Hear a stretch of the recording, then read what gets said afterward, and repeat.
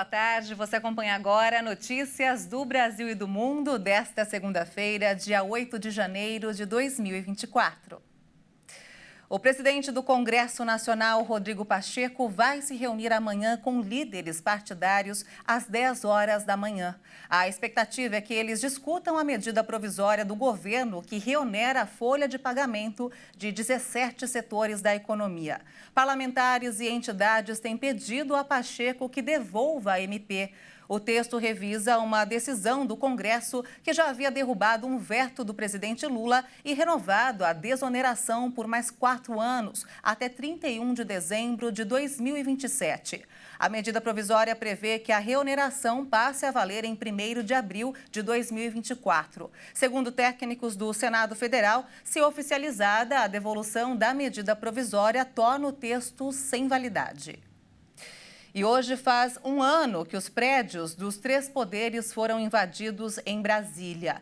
Nesse período, entre os 2.170 presos pelos ataques, 30 já foram condenados à prisão.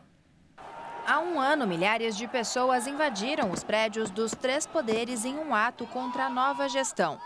Com faixas, bandeiras e vestidos com as camisas da seleção brasileira, homens e mulheres marcharam com violência, destruindo tudo o que encontravam pela frente.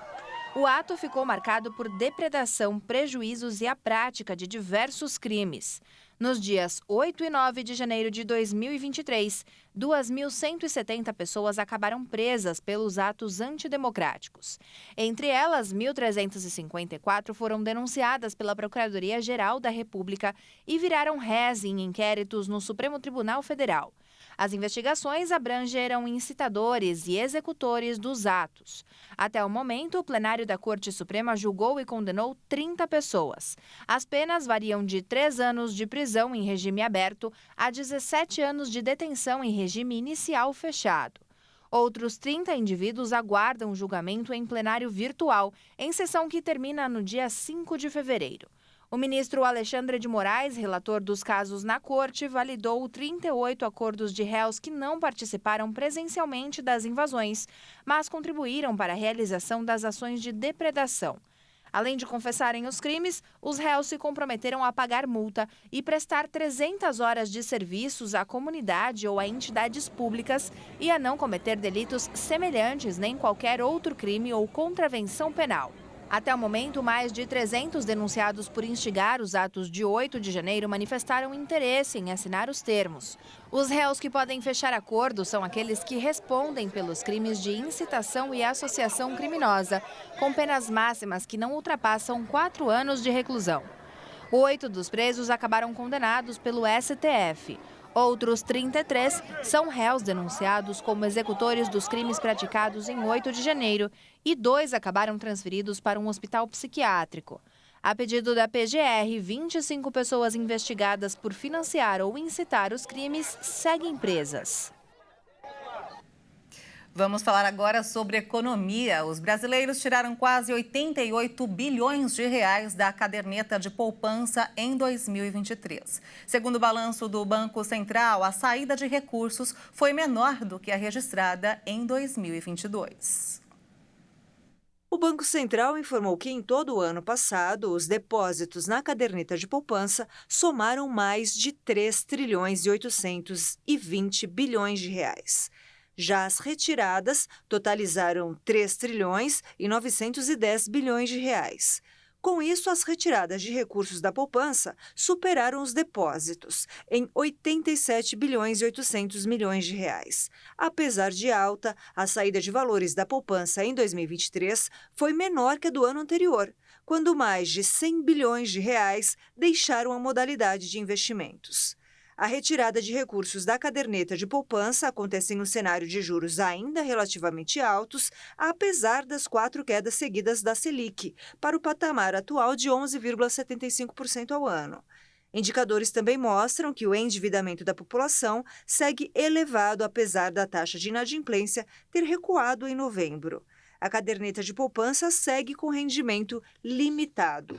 Isso ocorre porque, com as regras vigentes, quando a taxa Selic ultrapassa o patamar de 8,5% ao ano, o rendimento da poupança é de 0,5% ao mês, mais a variação da taxa referencial. E vamos agora a alguns destaques internacionais. A guerra entre Israel e Hamas entrou no 4º mês neste domingo e sem perspectivas de trégua. 2 jornalistas morreram após terem sido atingidos por novos bombardeios israelenses. As mortes de 2 jornalistas causaram comoção no território palestino. Mustafa Turia, um cinegrafista independente que trabalhava para a agência France Press, e Hamza Wael-Dahdouh, repórter do canal Al Jazeera, morreram após o veículo em que estavam ter sido atingido por um míssil israelense.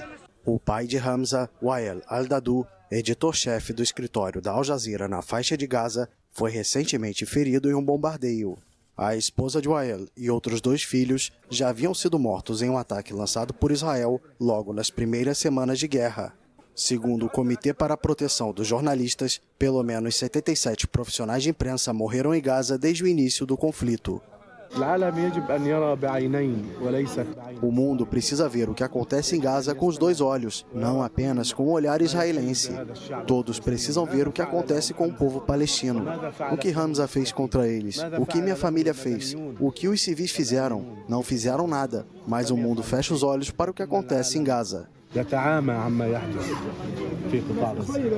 Israel informou no sábado o desmantelamento completo de um comando do Hamas ao norte de Gaza e bombardeou durante toda a noite a cidade de Rafah, no sul do enclave, que faz fronteira com o Egito.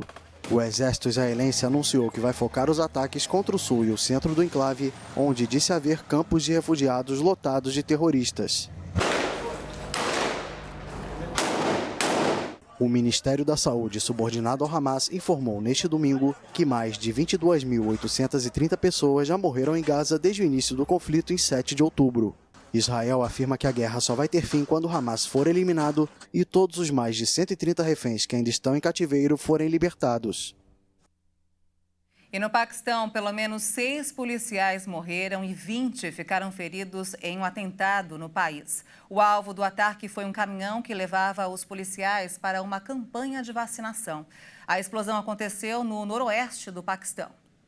O ataque ocorreu em Mamundi, no distrito de Bajaur, na fronteira com o Afeganistão, em uma área onde a militância islâmica tem crescido desde que o Talibã retomou o poder em Cabul em 2021.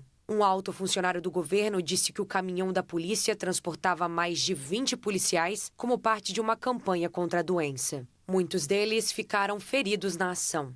No passado, militantes islâmicos, incluindo o Talibã paquistanês, mataram vários profissionais de vacinação contra pólio e pessoas que faziam a segurança. E olha só, um projeto na Holanda colocou em prática uma ideia simples e criativa para proteger o meio ambiente. A Biblioteca Fashion de Amsterdã tem como objetivo diminuir o desperdício de roupas e a poluição do setor de moda. A loja é um gigantesco closet compartilhado, onde você pode pagar o aluguel dos itens, que custam em média 50 centavos de euro, equivalente a quase R$3. Bem-vindo à Biblioteca Fashion de Amsterdã. O grande guarda-roupa compartilhado da capital holandesa é uma resposta contra o desperdício de roupas e a poluição do setor da moda. Centenas de calças, casacos e macacões de cores vivas são classificados por marca ou estilo, cada um com uma etiqueta indicando o preço de venda ou quanto custa o aluguel do item por dia.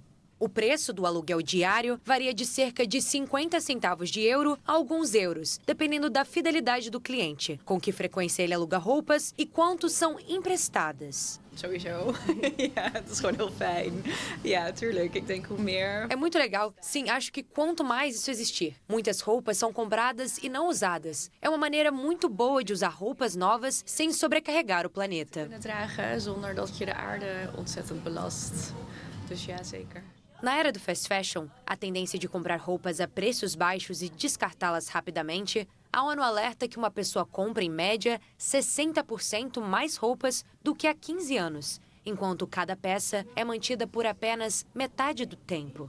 De acordo com as Nações Unidas, em 2022, o setor têxtil foi responsável por entre 2% e 8% das emissões globais de carbono. A biblioteca também tem uma seção online, além de pontos de entrega e coleta em outras cidades holandesas. Os clientes se inscrevem por uma taxa de 10 euros, o que lhes permite pegar emprestado ou comprar roupas da coleção. Bem, essa edição fica por aqui. Você acompanha outras informações logo mais às 5 da tarde com Beatriz do Vale. Uma excelente tarde para você.